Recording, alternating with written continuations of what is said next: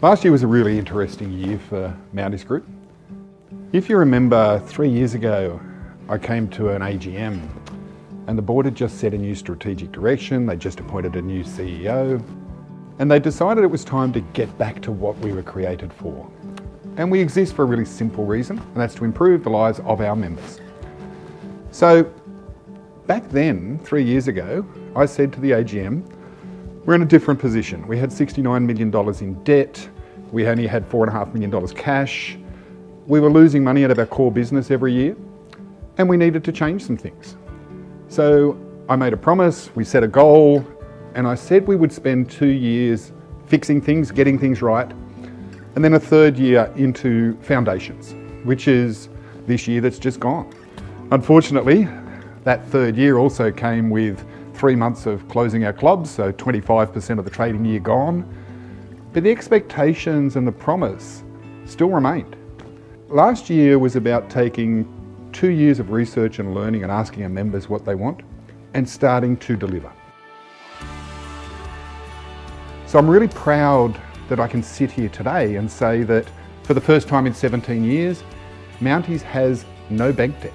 For the first time, we have millions of dollars in a bank ready to start delivering more and more to our members. Last year was challenging.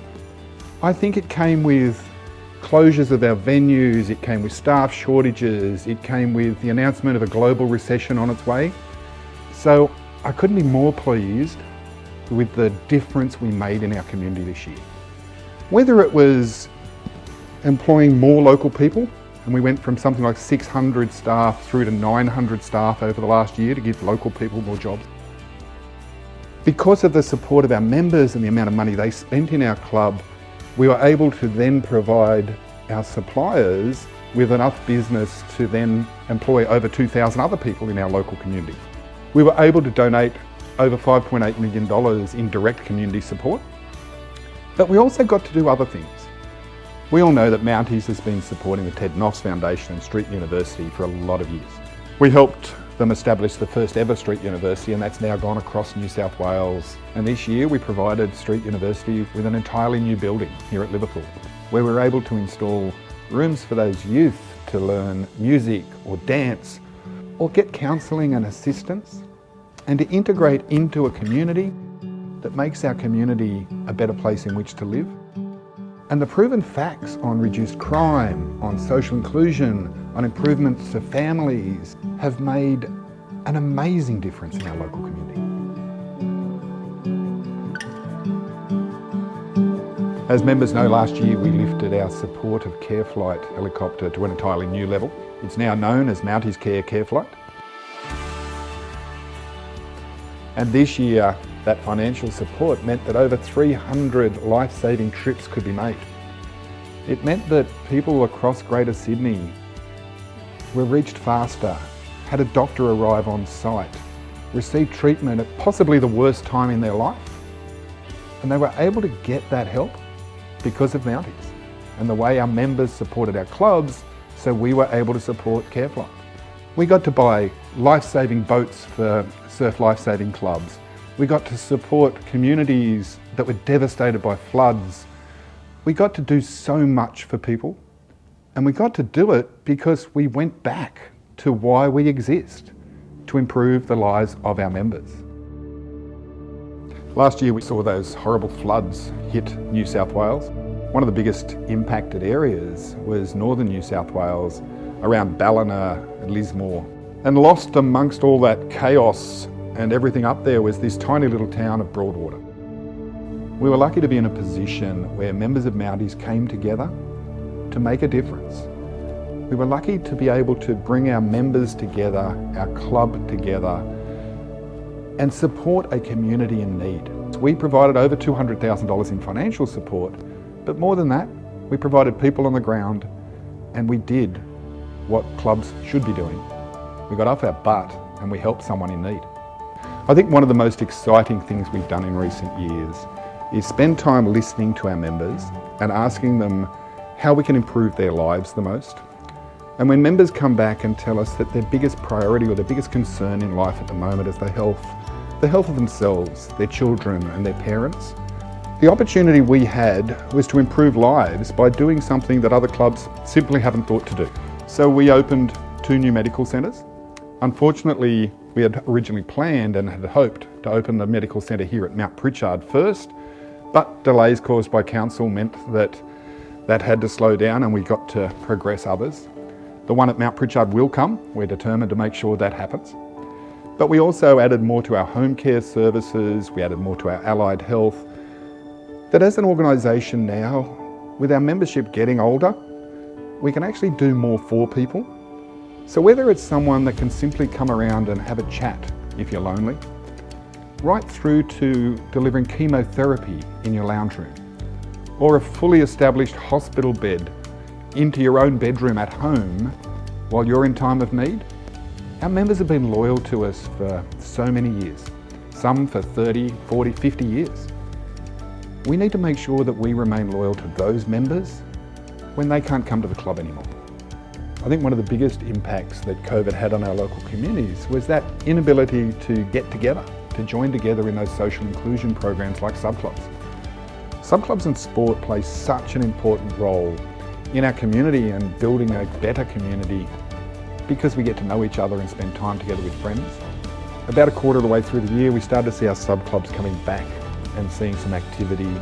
And over the months they grew and grew and grew. But it's wonderful that now our subclubs are back in full swing, that our children are out there playing sport, that over 10,000 children this year were able to get subsidised by Mounties and were able to run onto a field. You know, that over 3,000 adults got to participate and get subsidised by Mounties in subclubs. No, the weather didn't do us any favours this year, but the determination to get back out there and participate was unbelievable. I also think one of the great things we experienced this year that, yes, we were shut for 25% of the year, but the work we've been doing in the community and our commitment and those actions that we've delivered have seen so many people want to be part of Mounties that our membership grew by more than 50,000 people this year. So we grew to a level of about 210,000 members. And if you put that in context, that means that if you just took Mounties group members and you put them in the middle of nowhere, you would create the 5th largest city in New South Wales and the 15th largest city in Australia. They're Mounties members. They're people that spend their hard-earned money to be a member of a group that they truly believe makes a positive difference in the community. We took another club into the group, and with that, yes, came an $18 million financial benefit to Mounties. But at the same time, it gave us better buying power, so members across the entire group get better prices. And while others call themselves not-for-profit or a different thing, we've always recognised that we are profit for purpose. Our job is to make money because we then give all the money we make away, whether it's to the community, whether it's to our members with better services, or whether it's to improve facilities for our members and the local community to enjoy. The profit we make has a purpose, and the purpose is to improve the lives of our members. You know, one of the hardest things we faced this year was the loss of 2 amazing people. Kevin Ingram was one of those giant among men. Kevin was one of those guys that actually makes you understand the saying that one man can make a difference. 18 years as a president, over 40 years on a board, but a life committed to helping other people and working in the community and supporting sport. I think Kevin himself would be humbled by the amount of lives he made a difference to.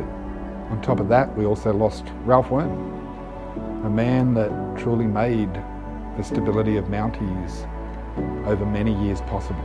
So this year, with COVID, with bad weather, recessions and everything else, I think everything else paled into comparison to losing 2 of the greatest human beings I've ever met.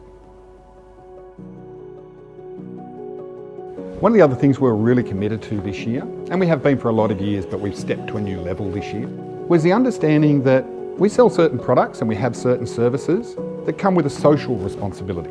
So this year, we became the first ever club in Australia to create an ethics and governance department. A department that reports directly to the board about what we're doing, how we're doing it, and how we're delivering things. This year we did 23 independent reviews, things like problem gambling, anti-money laundering, because we are determined that we will offer the safest environment that we can offer to our local community.